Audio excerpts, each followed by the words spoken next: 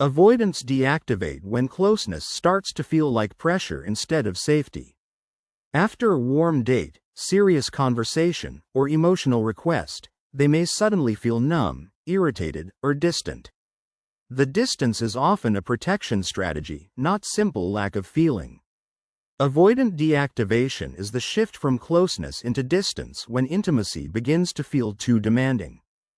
The person may focus on flaws, crave space, minimize the bond, or convince themselves they're better alone. Deactivation means the attachment system turns down emotional need. It is a way to reduce the intensity of closeness.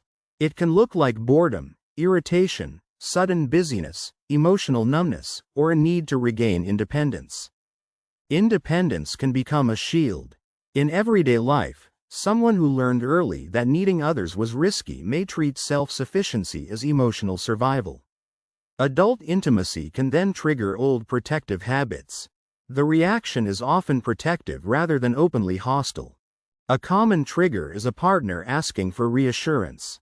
The response may be withdrawal rather than comfort. The question may be reasonable, but the avoidant nervous system hears demand, loss of freedom, or future conflict. After a warm weekend, a serious question about the future may suddenly feel like pressure. A weekend of deep connection can be followed by silence because the closeness feels overwhelming afterward. The pullback is confusing when the connection seemed positive. Another trigger is too much intensity too quickly. Deactivation can make real affection hard to access in the moment.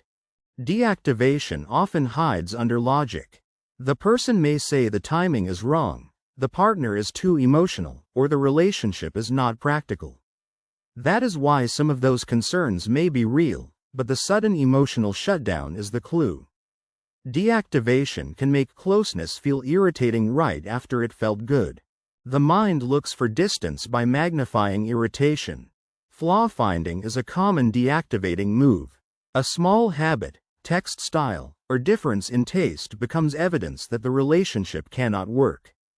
The partner may feel confused because the withdrawal often appears after connection, not after conflict. Busyness can also create distance. Work, hobbies, errands, or exhaustion become reasons to avoid emotional conversations. The schedule may be real, but it can also function as a barrier. The person may focus on tiny flaws because distance feels safer than vulnerability. They may wonder why closeness leads to coldness or why reassurance requests make things worse. Partners often experience deactivation as rejection. The pattern can create a painful chase and withdraw cycle. Healthy change starts with noticing the trigger before disappearing, dismissing, or criticizing. The avoidant person may not feel calm inside. Emotional distance is not always emotional peace. They can look detached while feeling trapped, guilty, defensive, or confused. Distance can be requested honestly without turning closeness into a threat. Deactivation is different from healthy boundaries. A boundary says what someone can or cannot do while staying emotionally honest. Deactivation often removes emotional presence without explaining the need clearly. Pulling away can be an automatic protection strategy rather than a clear decision. If withdrawal appears right after intimacy, commitment, conflict, or dependence, the pattern becomes easier to name. Timing reveals the trigger. The first repair step is noticing the timing. Space can be healthy when it is communicated instead of used as silent punishment. Language can soften the pullback. Saying, "I need a few hours to settle and I will come back tonight," is different from disappearing. Reassurance and space can exist together. A partner may feel confused because the withdrawal often follows intimacy, not rejection. Calm boundaries work better than chasing. Panic, interrogation, or repeated texting may increase the avoidant sense of pressure. Partners should avoid turning every pullback into a trial. Naming the trigger can create space between the fear and the reaction. The avoidant partner still has responsibility. Repair requires behavior, not only insight. A protective pattern can explain withdrawal, but it does not excuse cruelty, dishonesty, or emotional neglect. Healthy space includes communication, timing, and a promise to return. A short, honest conversation, a planned check-in, or one vulnerable sentence may feel safer than hours of emotional processing. Small doses of closeness can build tolerance. Capacity grows through repeatable experiences. Deactivation can make closeness feel irritating right after it felt good. Safety increases when independence is not threatened. A relationship that respects time alone can make closeness less frightening. The goal is connection without engulfment. Deactivation softens when closeness is allowed to feel safe in small steps. Understanding the root can reduce shame and defensiveness. Therapy or self-reflection can help trace the original lesson. Many avoidants learned to manage distress alone long before adult dating began. The person may focus on tiny flaws because distance feels safer than vulnerability. Deactivation usually says, "This feels too close, too fast, or too risky." It does not always mean the relationship is wrong.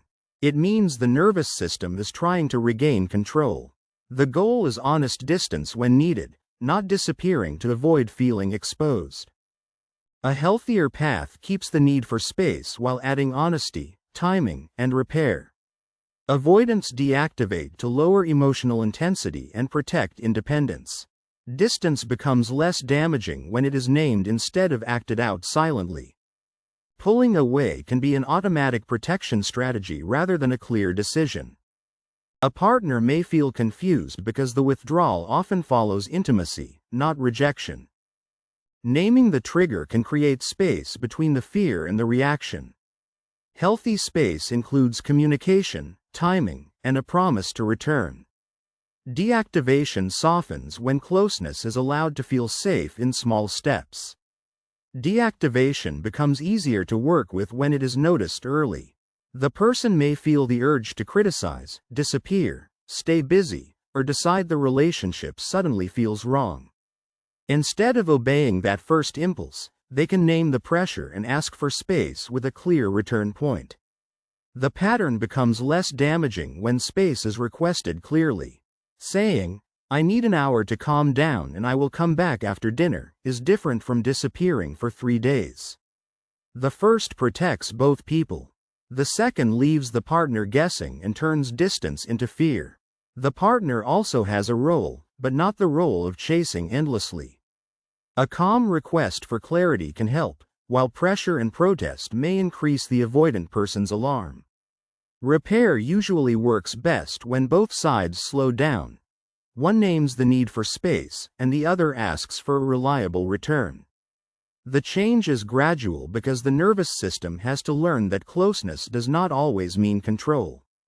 Small, honest conversations are often more useful than dramatic promises. Each time the person returns after taking space, the relationship gets evidence that distance does not have to become abandonment. This is why reassurance alone may not solve the pattern. The avoidant person may hear kind words and still feel trapped inside their own body. Real progress comes when reassurance is paired with predictable behavior, respectful space, and the ability to talk after the alarm settles. A simple repair sentence can help. "I care about you, I am overwhelmed, and I need time before I respond." That kind of sentence does not fix everything, but it prevents the silence from becoming the whole message.